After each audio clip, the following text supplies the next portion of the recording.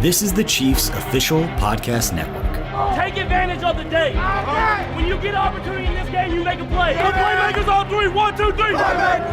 Touchdown, Kansas City! The Chiefs are right in the thick of it, baby!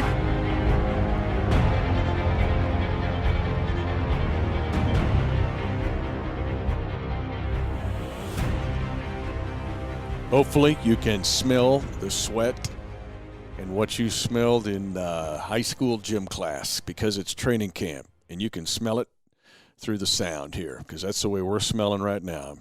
Mitch Holthus, the voice, with you, along with the barbershop, Shawn Barber, 10-year NFL veteran. And training camp is here, but not just training camp, it is pads. Interesting, let's start this way, because I've tweeted out, I'm at Mitch Holthus, and you kind of retweeted and answered it because I said it's pads. First, no acronym, doesn't mean anything except pads, and you had a nice comeback. Yeah, SYAUAPOYP. My teammates, alumni, people who was part of the Chiefs organization back in 2003, 4, and 5 under Coach Vermeil would know, whenever you had a doubt of whether we were going to go hats or shells, and you saw pads on the schedule, but you was like, man, this is our third, fourth day straight. I know he ain't putting us back in those pads. You would get to the locker room, and on a grease board, it would be nothing but those letters. Shut your you-know-what up and put your pads on. That's all they would say. You got welcome to the locker room with the acronym SYAUAPOYP. Shut your you-know-what up and put your pads on. And you can search him, follow him on Twitter, and you can follow me at Mitch Holthus. But I said, I don't care if you played football at any level. You know what this day means. Your stomach is churning.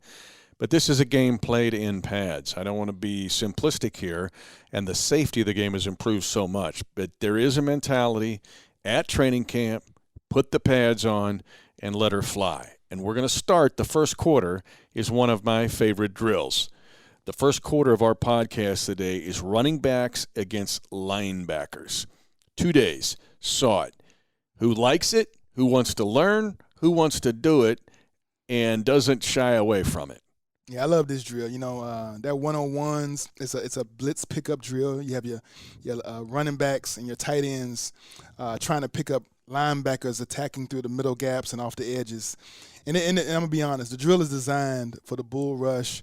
It's a defensive design drill. It's designed for the defense to win the majority of the time. But every once in a while, I remember there was a few running backs in my history that got up under my chin and put me on my back a few times, but it didn't happen that often. But a few times, one of our faithful guys, one of the guys here from Kansas City, T. Rich. Oh, he was the best.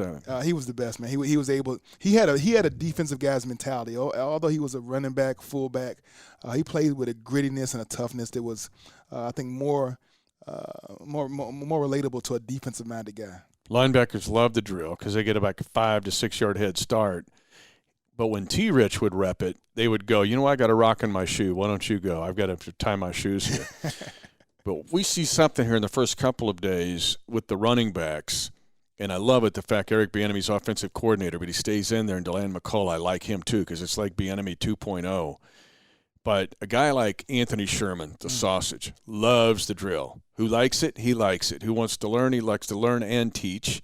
And who wants to do the drill? When he sees it up on the board, he's like, all right, we're going to do it. That mentality. You see some guys, it's a normal rotation, right? You got the rookies that are expected to go a few times. The veterans, you go once or twice. But then you get a couple guys that really love that contact, really love the opportunity to rise and show, rise to the occasion and show that, hey, I'm about this. I'm about that action. But like I said, it's a defensive-minded drill. But you love to see guys step out of their comfort zone. Just because you're a certain height and a certain weight, and you're going against a much taller, bigger guy, that doesn't mean you're going to let him just bull rush you. That's the time to really step up. We had some guys do that today. And I want to add, let's talk about one of the guys, and I want to get ahead of ourselves here. But I'll always look at the rookies. I want to see how the rookies do that drill. Darwin Thompson, the rookie out of Utah State, was like, and Sausage has been working with him, and so has D-Mac and Bieniemy. But he showed the mentality to me. He likes the drill. let's go. Let's figure this out. Yeah, if you don't know, now you know. Number 25 is to be reckoned with. Mm-hmm. Not only a return guy. I mean, this guy got a heart. He got a heart of a lion. And he stood up against the bull rush coming right up the middle, set his feet. Now, he didn't always win, but you could see by the attitude he took. He relied on his fundamentals. He planted that foot, sunk his hips, built himself an anchor, and then ran his feet. And that's all you can ask for a guy. You can't ask a guy to be what he ain't. All right, he's a certain height and weight. He wasn't gifted, with 220 pounds, 6'3", and all that. But he gives you so much heart and determination and tenacity. Man, I go fight with that guy any day. My boxes to check on this drill. Who likes it? He seemed to like it. Who wants to learn? He soaks in. He wants to learn. 3, who wants to do this drill?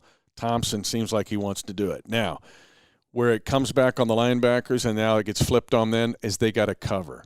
And it's the RBs or tight ends going out against the linebackers, and it's not a fair fight. You got to cover the whole field if you're a linebacker going, well, this ain't real life because I got 9 other guys or 10 guys helping me. Now you're on the linebacker on that side. What do you learn and how do you handle that? Well, you realize that that side of the drill is now offensive, is kind of tilted toward the offense, but as a coach, you're coaching the guys up to rely on your fundamentals, right? So when that running back takes off, defensive linebackers, stay inside out, close the distance. We call it take the air out of the route. The running back wants to run a route to create distance, to give him room to shake and shiver and create leverage angles to attack your discipline. Well, on defense, we want to take the air out of that route, get as close to that running back as you can, knock him off his rhythm. Don't allow him and the quarterback to be on the same page when it comes to when that break point in that route was going to be. But then you got to finish the drill. You always got to run, take proper angles to make tackles. Your pursuit to the football is important. And when you have a chance to get your hand on the ball with the appropriate hand, get your hand on the ball, strip it out. Those are kind of things that even though the drill is meant for the offense, defense can get so much work from it. So much work can be had on the defense side of the ball when it comes to one-on-one pass coverage. And to me, Barbershop, this drill has become more important in just the past 5 years in this league because the league has become a spread league. I'm going to look for the runt pig. This league is always find the runt pig. And if I'm the backer that's the runt pig who can't handle covering the running back or the tight end, and you got to go set down on sub packages, it's not a good thing if you're a linebacker. So I think that drill has taken even more of an impact. Now let's go to the second quarter of our Pads podcast here, and that is the OLDL. This, to me, is collegiate wrestling. Okay, not the other stuff, because I cannot believe what I've learned. I learn every day watching this, the intricacies of hand placement, footwork, move, counter move, punch, counter punch. What have we seen so far? During the D-line individual drill, they're kind of walking through things. The coach is being such a teacher, teaching guys, hey, I want your hand at this exact spot. I want you to punch this. I want you to counter with this. You got to do this with your hips. Then you got to rip. You got to pull. So he's taking their pass moves and breaking them down to each segment of the move and why it's important. And this is a chance for them to let it all go. All those things you've been coached up with the bags and the one-on-ones and the hand drills and the hand fighting. Now you got a chance to live subject to work on those things with. And you saw some guys really step up. You know what you're going to get from Clark. Clark is going to be a Tasmanian devil off the edge. You know what I love about watching him in one-on-ones? When the ball is hiked, you hear him roar. He comes So you imagine that offensive lineman like you hear him coming before he even gets to you, and he already got you wondering what is he about to do. What is he gonna slap me in the head? He gonna hit me in the gut? He gonna spin move? He gonna speed move, power move, bull rush? All those things, and you see that fire in his eye. You love to see a guy put the audio, the grunt with the hand placement and with the skill level. But you see a guy like that, just a constant professional coming off the ball. And then we got a guy who's unblockable. 95 is unblockable. His length, his height, his ratio, his leverage, his motor. When you put him on one of those guards or tackles or centers, man, I mean, it's an unfair fight to be against Chris Jones when it comes to one-on-one. People say, well, this isn't real life either. because it's 5-on-5 or 5-on. You're playing tackle to tackle, so I'm never just like one-on-one with no help. However, I will say this: in my brief 26 years of watching this in the league, I have never seen a guy who's good at it bad in real life football. Will Shields was the best I've ever seen at it. I think he was undefeated. In 14 years, he was like 7,922-0. Yes. Because he was unbelievable. That segues in now to a couple guys I want to bring up, because we look at the headliners, and Frank Clark is like looking at some character from Game of Thrones, right? All right, now let's look at these young guys. Yeah. Khalil McKenzie, 66, and Nick Algretti, drafted out of Illinois, number 73. They've been doing this drill at right guard, center, and left guard. I'm asking you to take algebra, calculus, and geometry all in the same semester. What about that, and how does a guy like that, or a guy like those guys, handle it? It's a testament to those guys' commitment to learn the, because the footwork is different for every position, right? You go from right guard to left guard, you go to center. The footwork is not only different, but then you're not putting them against the same guy. One time you're going against 90, then you're going against 91, then 93, then 98, then 97. 74. So they're using their technique and their footwork, but they're going against a guy with a whole different set of skills and techniques and moves to try to battle against. So their job is extremely more difficult than the other starters that Fisher and those guys that just, you put him in that one position. He's going against Frank Clark every time. He knows Frank loves to go power to speed to, counter moves this and this. So he gets to learn what he is. So he has a chance of survival. But our young guys, they're being put in that battle zone against fresh, some fresh wolves that are trying to hunt. And they got to learn on the run. And they've stepped up in that one-on-one drill to do at a really good rate. Cam Irving's been doing it too. Cam has played all 5 positions, I think, in his career so far, and was repping second day of pads at right tackle. But I guess the best analogy is for those guys who have to learn multiple positions. You're asking me to eat breakfast right-handed and lunch left-handed, and then dinner with both hands. It's I don't want to. It's really fascinating to watch it. And then a late night snack with your eyes closed. Oh man! To see the D line and to see those young guys work on different moves, like Noddy and 99. The quick step, the punch, the bull, the counter. Man, you have some guys that just working on that finish. Getting to the quarterback, working on strip drill, culmination of all those things that you spend individual period 15 minutes working on, and then having a chance to see it work and see it flourish and bloom to a possible sack and one-on-one drills. That's what D-line, that's what it's about. That's working in the trenches right there. That's called that's how you got to do your work. It's grimy. It's a dirty job, but somebody got to do it. Again, this is one of our training camp podcasts. Pads, that's the only thing we're talking about today. And again, all that sweat and grime at training camp, hopefully you can kind of feel it with us here. Another thing, we'll go to the third quarter here. So we've had halftime. You know how to do halftime. They're quick in this league, really quick at camp. They blow the horn, you go right back out there. And we're going right back out there with 9-on-7. Now people go, well, why would I watch 9-on-7? It's boring. Inside run drill. There's no wide receivers. We're just going to run the ball between the tackles, and you find out a lot there. Now, what I saw today was the continued work of teamwork. 9-on-7, I've got to figure out where they lining up combo blocks or if I'm on the defense run fits. 9-on-7, the benefit of it, and why should you pay attention watching it if you're a fan? Well, the points of emphasis already is going to be pad level, right? Everybody, when they get tired, cam gets long, your body's a little tired. You naturally just start your pad level starts to rise up. That's a bad thing. You might get injured. You get yourself in bad habits. But then it's hard to get your work done when your pad level is high. So the coach is going to be on the guys to keep their pad levels down. And then with 9-on-7, you can really fine tune your attack angles, hand placement, attack angles. It's good for the D line. It's good for the O line. It's good for linebackers to, shoot their hands and know what when they're trying to target to come off a block, disengage. And it's good for the running backs, right? Because you're gonna have to show your vision, close quarters. You don't have the defense isn't spread across the field. It's close quarters.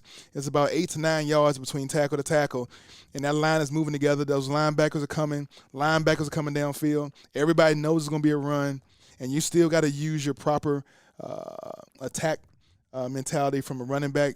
Make sure you're on your tracks. You hear running back coaches say, running back, stay on your track. You know, if you're supposed to be keying at that left butt cheek of the tackle on the outside zone, stay on that track until you see some air, and then you cut it up. We don't speak about this guy enough, but, man, 25, he again, in 9-on-7, he showed up. He's one of the smallest running backs, but he was one of the biggest impact players when it came to this today's 9-on-7. And you can't find a target zone on that guy. Kind of, Sproles has made a living in this league for 15 years or whatever. Well, first of all, he's fast and shifty, but then there's nothing to hit. Yeah. You're trying to tackle a fire hydrant. It's not like I got this guy, okay, I got some leverage. But anyway, it's fun to watch him. The other thing with 9-on-7 I've noticed so far is I know Spags is trying to develop a mentality with this defense where, it's a persona. But if you can't do it in 9-on-7, I don't think you can do it at all in anything. I know it's a passing league, but if you can't play 9-on-7 run fits and have a mentality, I don't think you're going to be around long. Yeah, you talk about stopping the run. That was something we felt like last year had the team struggle with stopping the run. So 9-on-7 is where you build that mentality. You build that stop. Hey, we know the ball's going to get run. They know they're going to try to run the ball. We know where the target's going to be. Every blue moon, the offense does like one out of every 5 or 6 plays. They throw a bootleg or the quarterback keeps it or something to kind of keep you honest. But the majority of the plays are going to be downhill runs right at you to see your fits, to see how you pursue, to see how you disengage, and to see if you can stop that ball carrier. And defense is you kind of hang your hat on being able to stop the run. And so and Coach Spags is trying to set a mentality, but then you got Coach Bieniemy trying to set a mentality too. You hear him telling the guys, "Hey, man, get your effing hands off your hips. Go out there and win a job. You want a job, go win it." And it's in that mentality. It's in that 9-on-7 mentality where you want men to act like men, rise up, right? Somebody's trying to take the food off your table. You want to eat, demand your spot at the table. Show that a guy across, inflict your will on somebody. It's never an example this as clear as 9-on-7. The other thing to me in that drill is it's starting to test trust, because I've seen that drill get screwed up on either side of the ball because I try to do too much, or I don't trust you to do your job. I got to do your job and my job. Nope.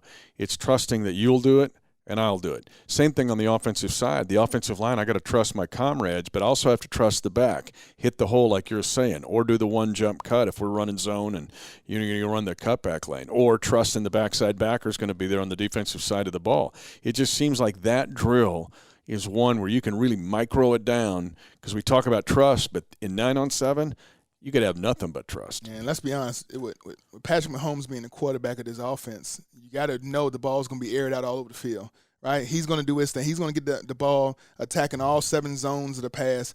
If you can pair up even an average run game, but imagine that average run game becomes a little bit above average, top 10, top 12 rushing game in the league, then again, that's when it comes video game statistics. That's when that score starts reaching 40 and 50 points a game.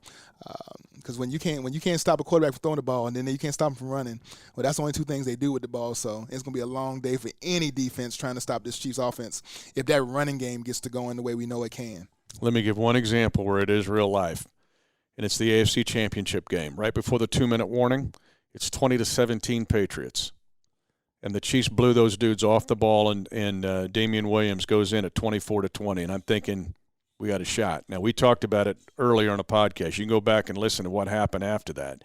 But the point is, the Chiefs won 9-on-7 to take a 4-point lead, not kick a field goal at tied at 20. There we go, real life, third quarter. Now we go to the fourth quarter, and this is something interesting, and you were talking about it with me before the podcast. But back-to-back days in pads. Okay, Saturday, cranking it out there. I'm sorry, Monday. I'm lost track of days. But the tweet I put out there, walking down the hill, pads. And then to do it back to back. Some guys, and I saw this the first day, look faster in pads than they did in shorts. It was interesting. McCole Hardman had a big day. But the second day to do it back to back, what do you look for and how revealing is it? And the interesting part is that because I wasn't here yesterday, I just had the exposure today.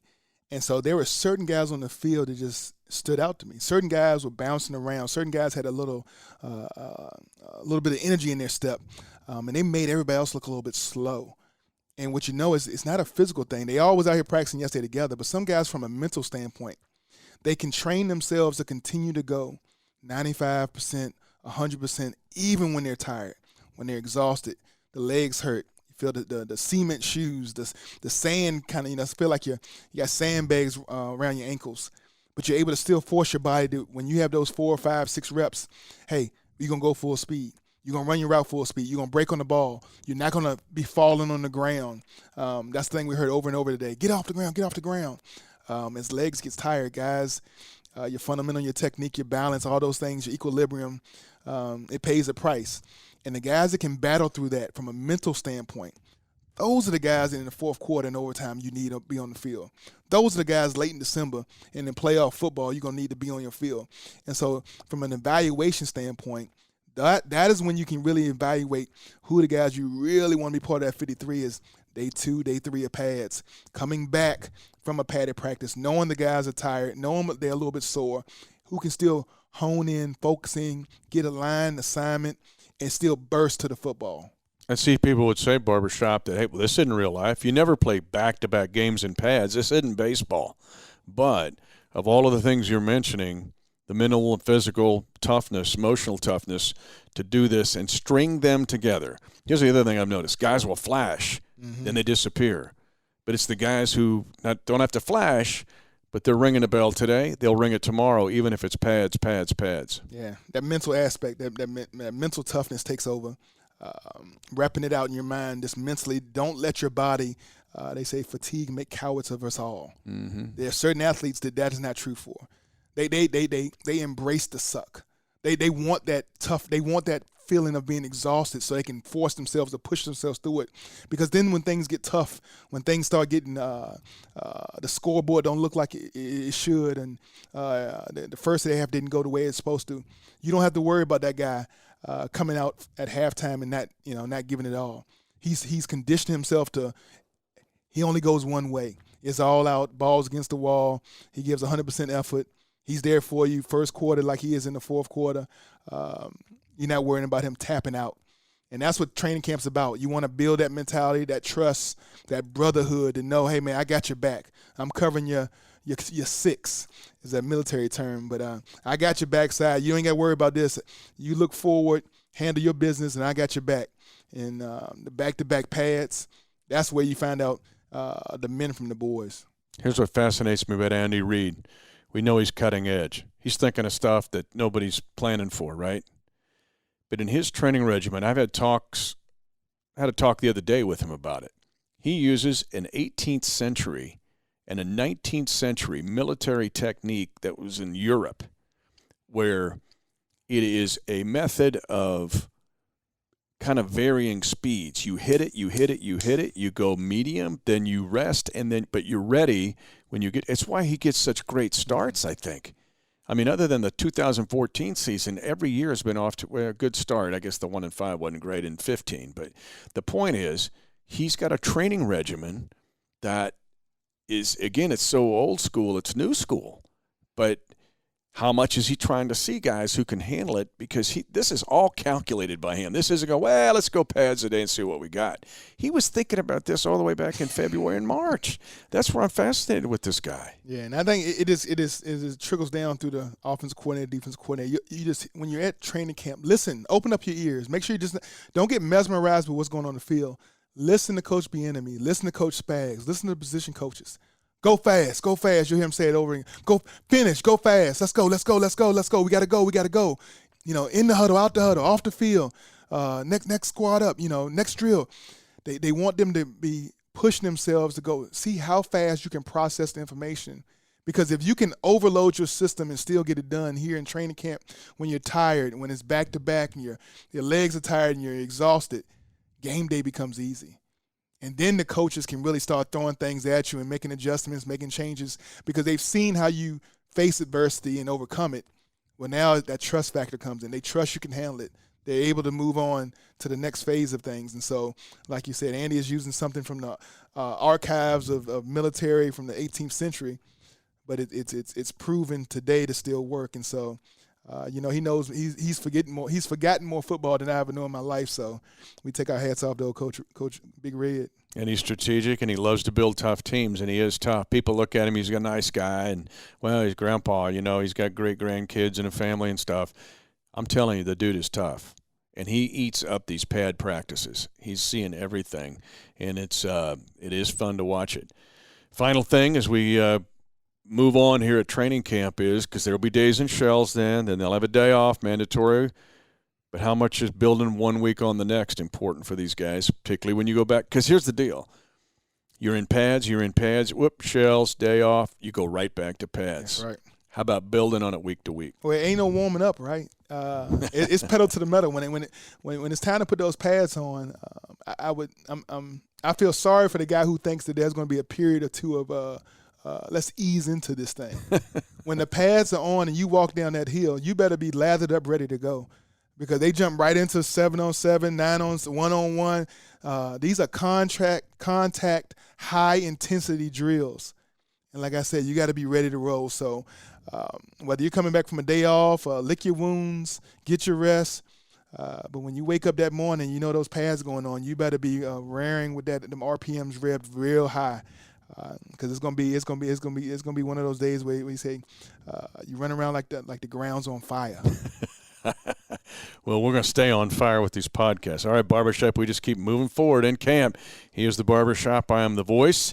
Hope to see you in St. Joe. Come up and say hi. And, of course, enjoy our other podcasts in the trenches with BJ and Nick Leckie. But we're going to keep bringing it from here in St. Joe. And, yes, we'll put the pads back on.